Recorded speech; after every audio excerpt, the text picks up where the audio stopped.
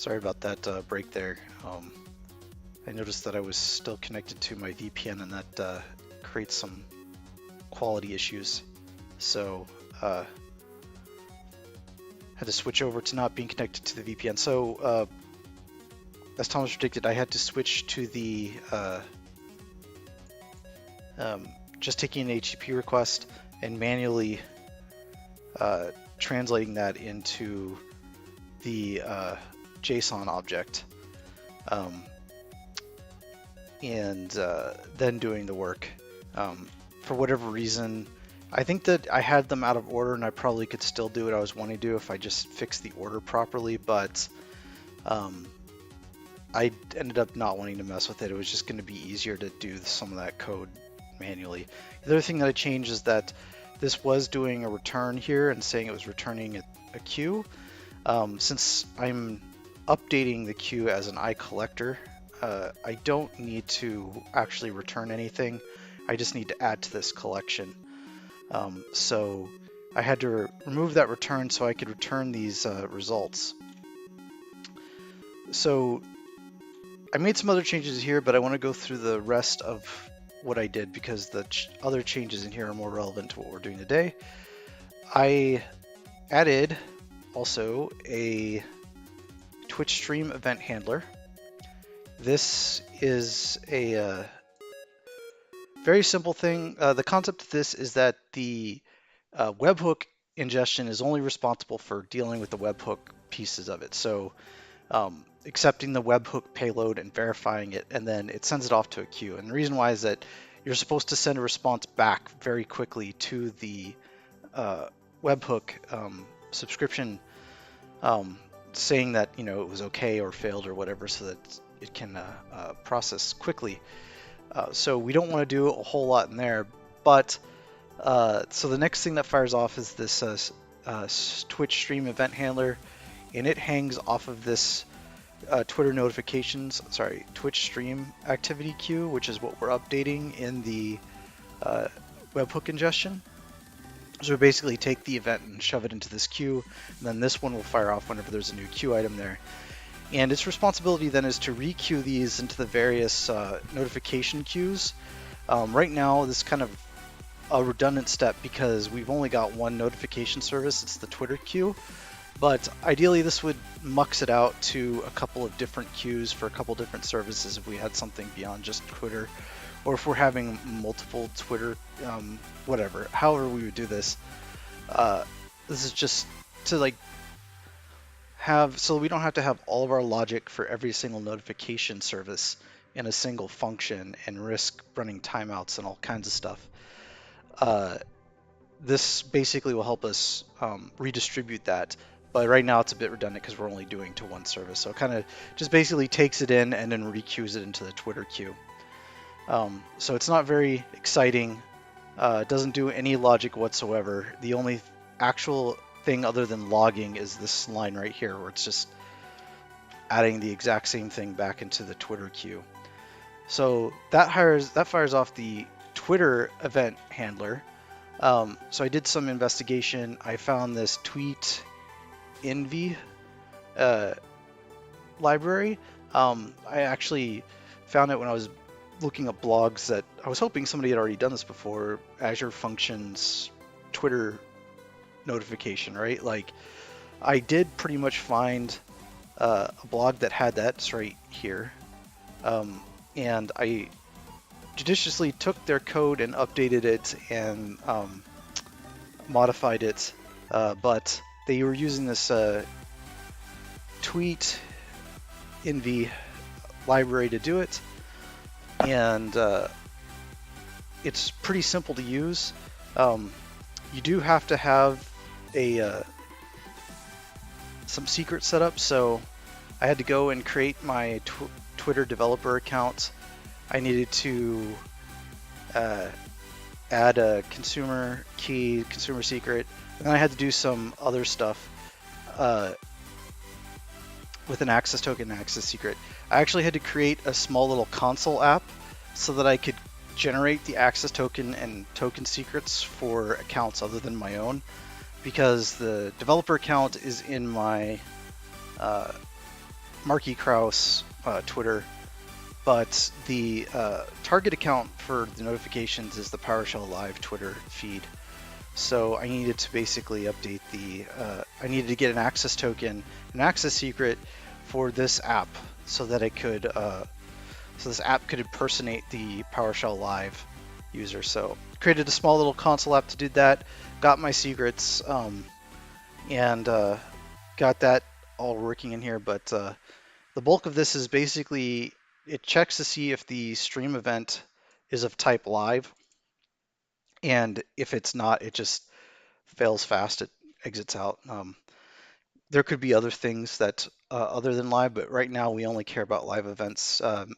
Eventually, this could be updated to do other logic for different types of event notifications. But the next thing that does is it does this auth set user credentials. So it basically sets up the session for the tweet envy library to actually contact it.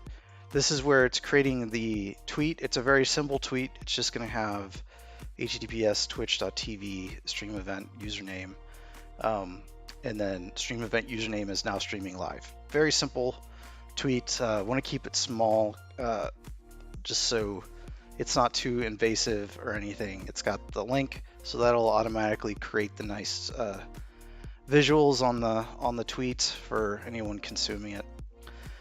It does log if the tweet is going to be longer than 140 characters. I'm not even sure if that's the max length anymore. I didn't really look at when this blog post was written, but it could be longer now. But it doesn't matter. It doesn't even fail if you send a tweet that's longer. It just truncates it automatically, so you don't have to worry about that. The piece down here is something I just added before I started streaming today. It's to have a disable notifications application setting, and if that's set to true, we don't actually send Twitter notifications, and that's so that I can just keep this wired up and not have to make some silly changes while I'm testing. Thank you for the follow, Spooky Coder.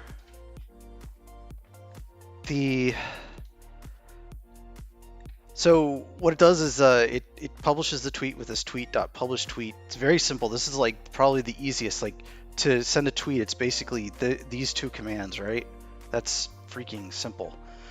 Some of the other ones I was looking at, it was like, oh man, I have to go through like a huge block of code just to send a tweet.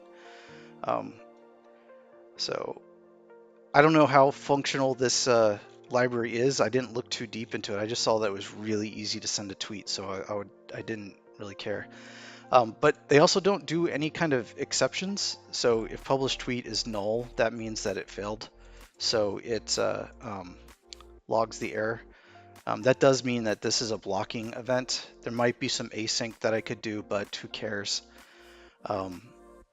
It should never take longer than 15 minutes, which is, I believe, the max runtime for the Azure Functions on a consumption plan.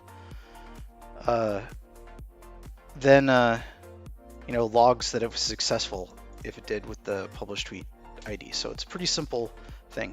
And when I tested it out, it worked fine. I had to create this thing right here where I'm using a test secret. So I don't care about this being public because this is definitely not what I'm using inside my actual function. But for this, I had to go out and figure out how you create HMAC SHA-256 tokens. A lot of the examples in PowerShell were completely wrong on how to do this because they were doing base 64 encoding, but the spec for that in the XHub, whatever XHub signature, is that it should be hex encoded, which is what normally hashes are encoded as, not base 64. So I had to just make some adjustments here to do this as hex encoded. But basically the way it works is that you have a body payload and it's a string.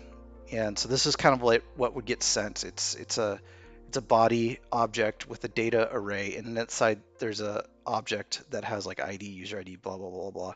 So I just convert this to JSON and then I do the hash makeup of that to actually send the hash. And it works. It actually, the other side actually does compare the hash properly against the body and say it's successful. So this is some actual PowerShell. I know that I'm on the PowerShell Live channel, and my last couple streams have been all in C#. But I'll have a little bit more PowerShell today as well. So I got this working. I got the local function runner working. I got the local storage emulator working, and it was properly creating objects in the queue and sending them through and all kinds of stuff. So that's what's going on there. So that's where I left off yesterday. Today I came back. I got the actual infrastructure deployed in Azure. So I'll switch over here to Firefox, show this. I've got the Azure function in place. Let's see. I guess I'm already there. Cancel. I don't know what's going on with that. Anyways, so this function app here is that, and let me just go to, let me hide this all for a little bit.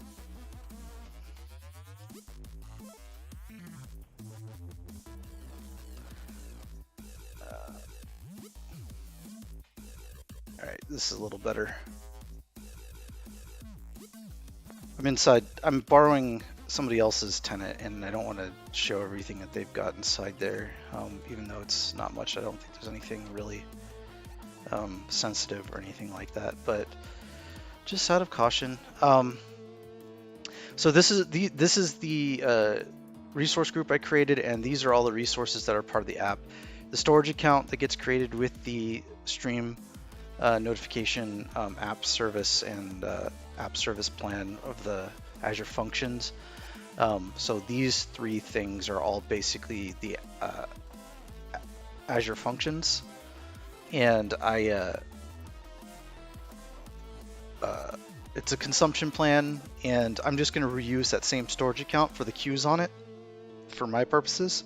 I could create a different storage account, but I don't see the need. I just keep it simple. I added a key vault so I can store all my secrets in, and then I've got application insights so we can see what's going on and monitor this, at least during the development phase. It's probably not needed long term, but good to have for now. The functions got deployed, and there's the three functions there: the Webhook Congestion, the Twitch stream event handler, and the Twitter event handler. So those are all deployed, working. I learned something today in the application settings. I learned how to basically make these go to a key vault to get their information. So they look something like this. There's a at Microsoft key vault set URI, secret URI, and then the URI to the thing that you can get off of it in the key vault. So I'm not going to go into those because I don't want to accidentally display a secret or something like that, even though by default they're all anonymized or whatever. But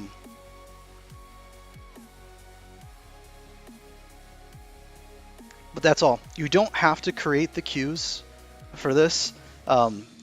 Whenever an Azure function accesses a queue for the first time, if it doesn't exist, it creates it for you, which is a common practice to do in almost all Azure applications anyways. Like if you watch all of the training videos for any of the Azure for developers certifications, they're all like, yeah, check to see if it exists. If it doesn't, create it. So they don't do this whole like try to send to something and fail thing. It's create it if it doesn't exist. I think it's a good way to do it.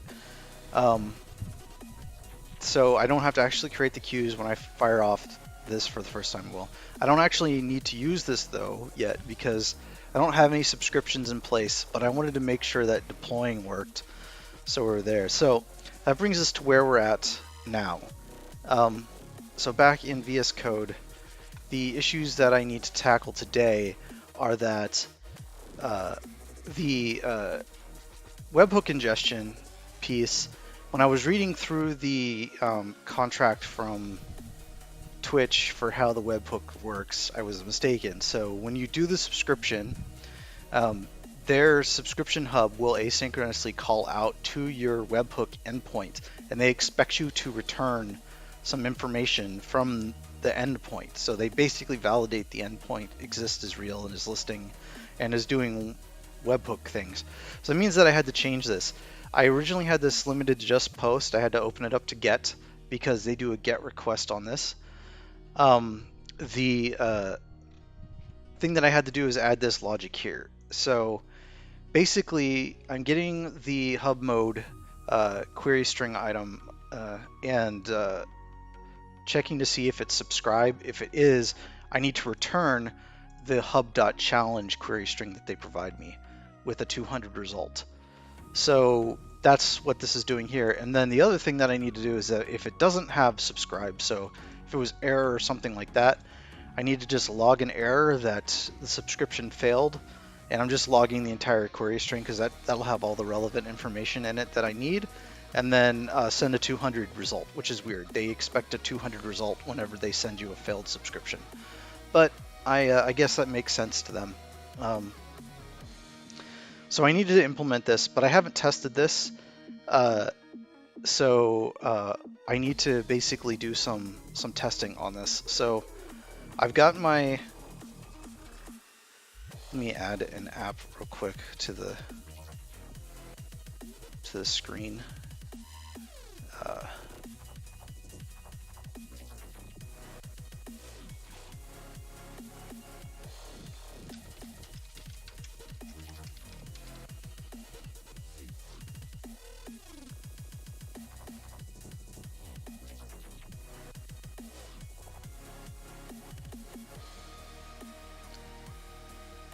It's doesn't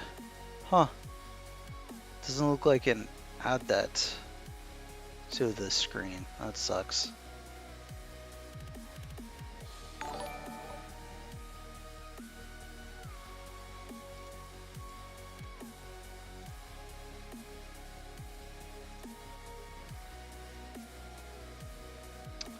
So this thing is awesome. Let me get that off there. I couldn't see who followed, but thank you for the follow, whoever that was. Right, I can't add this to the screen. It's basically I've got the storage emulator up and running. Let me do some desktop foo right quick. It's gonna look crazy. No. Anyways. All right, well, I can't show that, so that's fine. But the storage emulator is up and running. You can download that. I've also got the Storage Explorer open, which I won't bother trying to make OBS display that as well. It's not too entertaining. But we can do most of this from inside of here anyway. So I've got two different PowerShells. One's the one that VS Code actually runs as your terminal, and then the other one is the integrated console. So I'm going to be switching back and forth between those. The reason why that is that I need to run the function runner here, and I need to watch the output, but I need to actually run some PowerShell code. So I'm going to go ahead and start the function runner here, and it's func host start.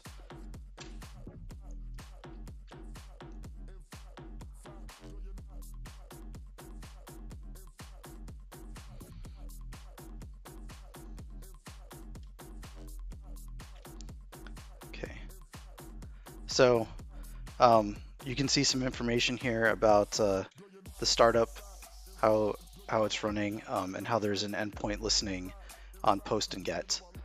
So I need to do some PowerShell code. Hooray. So I'm going to create a new file up here. And what I need to do is I need to send the subscription information. So I'm going to copy some stuff over from Twitch real quick. So down here, this is what I was talking about, where you send a subscription request to their endpoint, and then they send this to your Webhook ingestion endpoint, and they expect some information back. And this is what a denied one looks like. So I need to practice with these two pieces of code.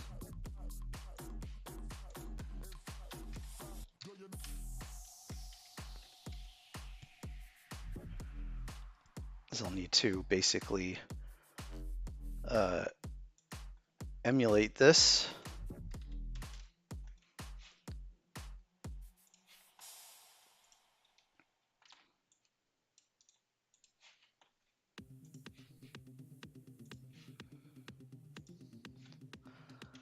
All right, so this is what happens when it's a successful one, and this is what happens when it's failed. So I need to test both of these and see what happens.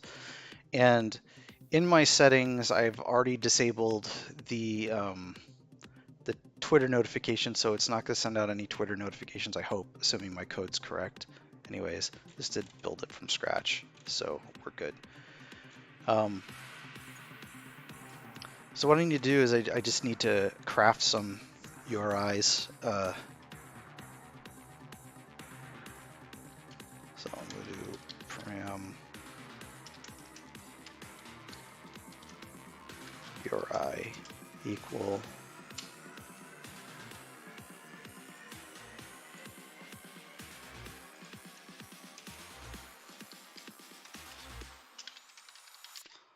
So again, I take the streamer name as this, and that's so that I can actually check the inputs. There's two ways, like they send you a header, or you can have different endpoints. I figured it'd be kind of baller to have different endpoints for each one, but it also comes with its own kind of pain, but I think it was easier than writing code for the other option. So I need to do some stuff here. I need hub mode equals subscribe, and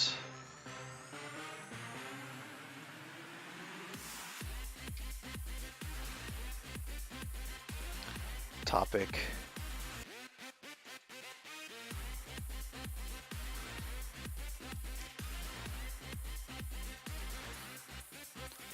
Oh, that's so ugly.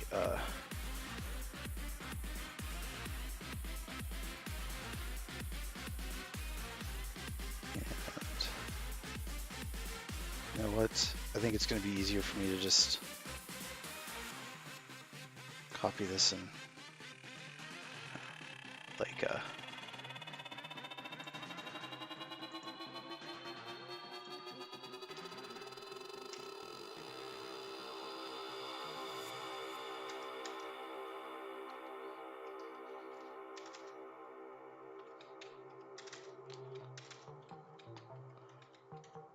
so I have code elsewhere that I could probably go and grab that does a really good job of creating proper query strings out of a dictionary, but I'm just going to be uber lazy here and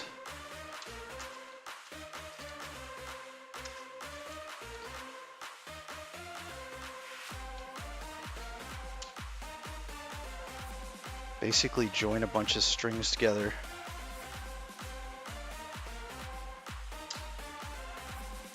So if I do this, I'll see that it just creates this as one single string. So it's a little bit easier to read, I think.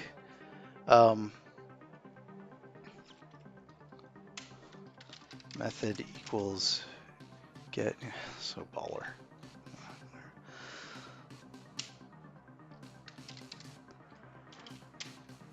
So IWR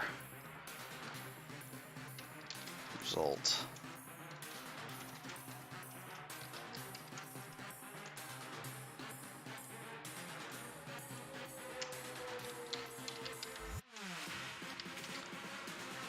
All right. So I'm going to just do this right back out. So let's see what happens with this. This should just basically do some log stuff. Let me do something right quick on here. Window caption.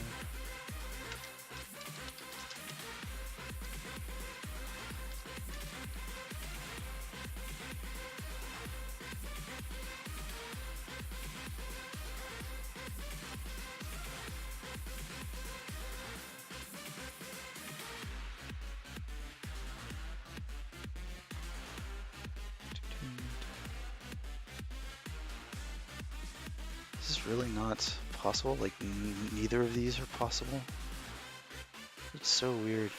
Everything runs with these GPU accelerations, which makes it not possible to do just the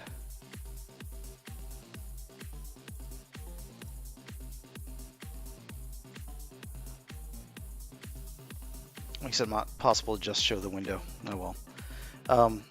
But in my Storage Explorer, what I'm going to do is I'm just going to make sure that that queue is empty, and they are. So not too exciting to show anyways. But what I'm going to do now is I'm just going to fire this off.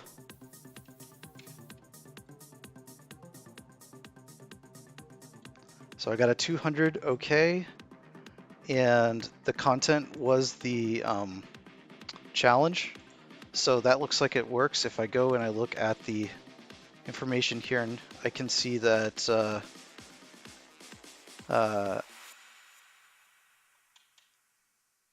yeah, Twitch webhook function, processing request, stream name, Marky Kraus, processing body stream. This it can't seek on the body. That's cool. That's fine. Received. I didn't even send the body, so it was empty. Received hub mode, query string. It's got all that stuff in it. That's good. Returning hub challenge, blah, blah, blah. So it actually sent back what I needed, gave it a status 200. This is what I definitely wanted it to do for that. So now I need to test what it does when I do a unauthorized.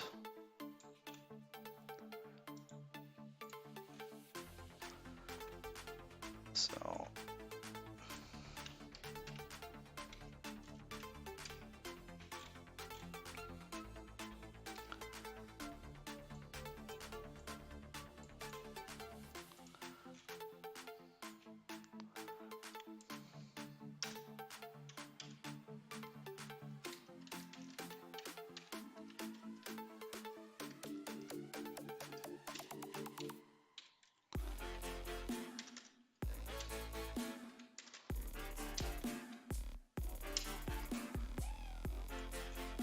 all right, so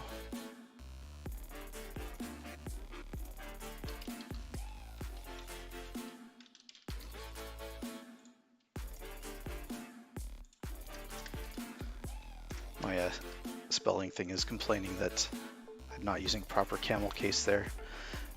So this should basically give me a 200 with nothing in the body, and I should be able to see in the logs then that I had a failure. Yeah, so 200, no content was provided, and in here I can see the error message, failed subscription, blah, blah, blah, blah. So that's doing what it should do for that piece. But now I need to go back and make sure that the original code is untainted by my current changes. So I'm going to run through this. Again, what this is doing is it's going to basically send a fake payload to the so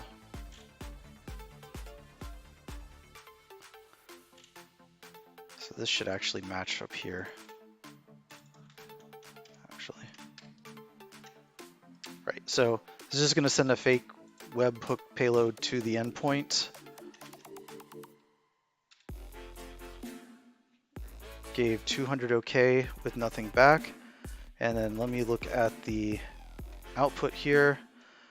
So what we should see is that the processing stream, the payload that was sent to it, so this is the body that was sent. The request contains one object, so there was one thing in the data there. Processing complete. Yeah, so it queued for notification. And now it's executing the Twitch webhook congestion. So this is the one that fires off the initial queue. And it's basically going to just,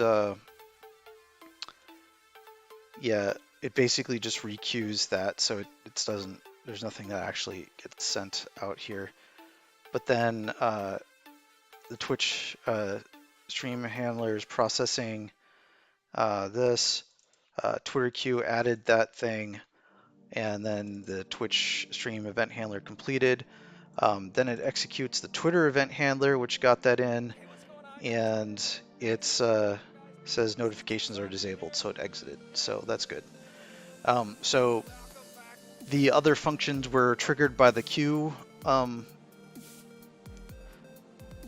items, and they worked as expected. So we haven't broken any code by introducing these changes.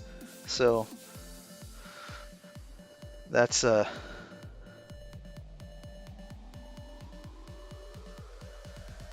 why do you code in anything, right? So like you can troll all you want to, and you can hate on every language in the world, right?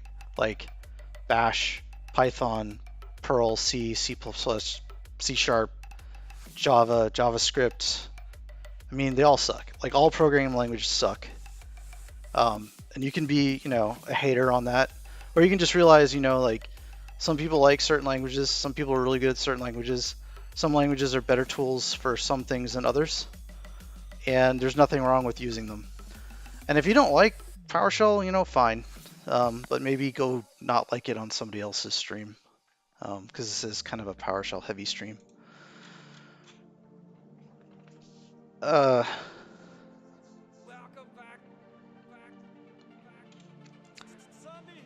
So that's all working properly. So the next thing that I need to do is I need to figure out how this actually, how I actually do subscriptions to the to that. So before I do that, I'm going to go ahead and update all my changes here. I'm going to save this as like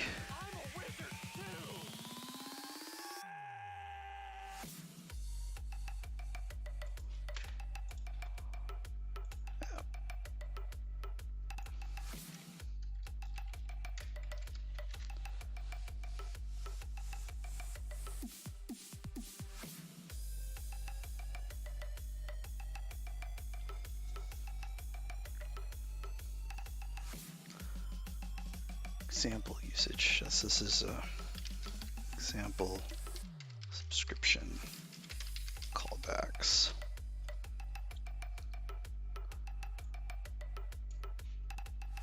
Save that in there as well. So I've got that. I added third-party notices for the libraries that I was doing, so that should make Thomas happy.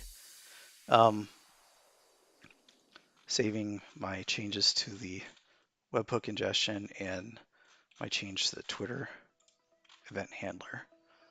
Since those are all working,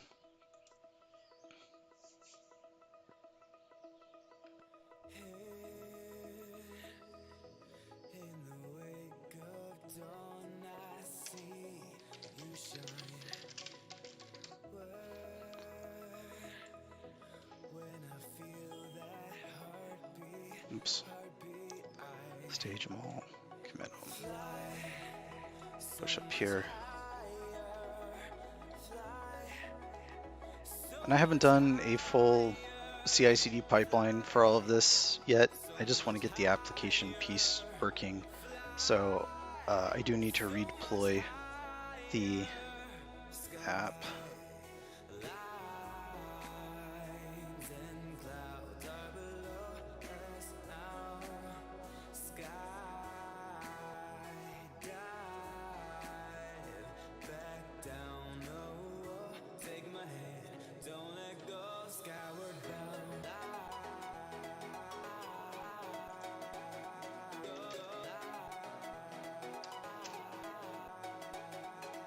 stop the function runner because it needs to build again, and build will probably fail if I've got the DLLs in use. So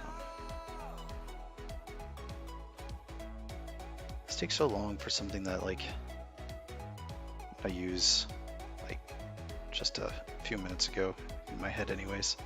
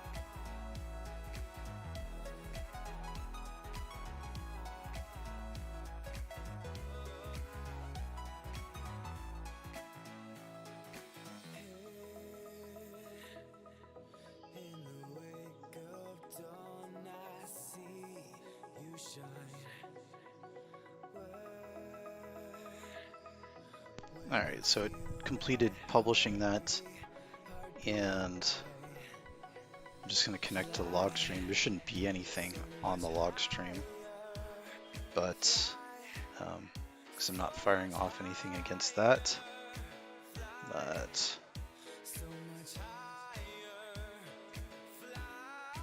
looks like it started up properly, at least. I'm just going to check the something that I don't know whether it was my own lack of attention last time, but it seemed to me like the application settings had disappeared when I redeployed, and okay, they're still there this time. Yeah, I think that I just didn't save them after I updated them. I'm doing them all manually in here, and I probably just didn't hit the save up here at the top. I guess I looked at the bottom, didn't see a save, and was like, okay, well, I don't have to hit save. It's probably just auto-saved when it's hiding at the top. It's kind of misleading.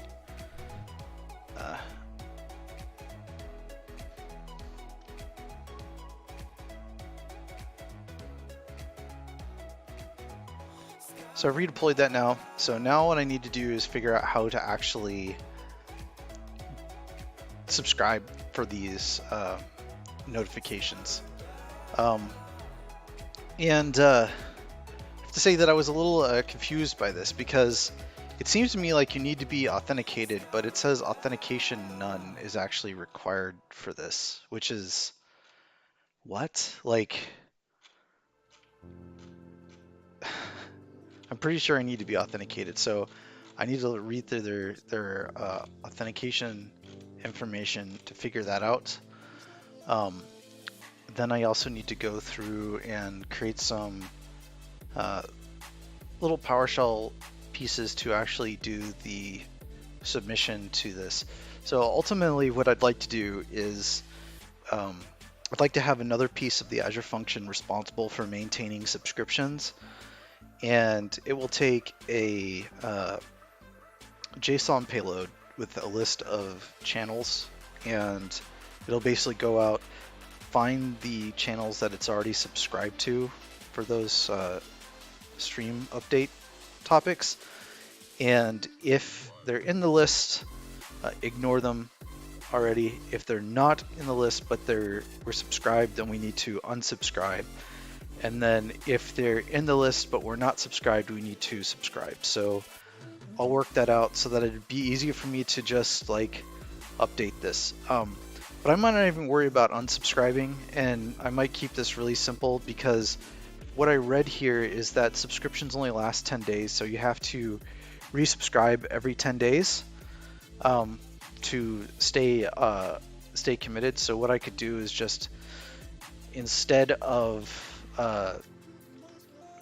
instead of unsubscribing is just to let them fall off of the radar. Um, I'm not real concerned. I don't think we're going to be removing a lot of people from the list anyways. I think we'll be adding a lot more, so I can add that removal piece later. But definitely we want to add them. But yeah, basically to resubscribe, you just have to submit the same exact stuff that you were doing. The other thing that I need to do is I need to create something to get the username from the get the user ID from the username from the stream name. So I'll have to go out and hit that URI because I think that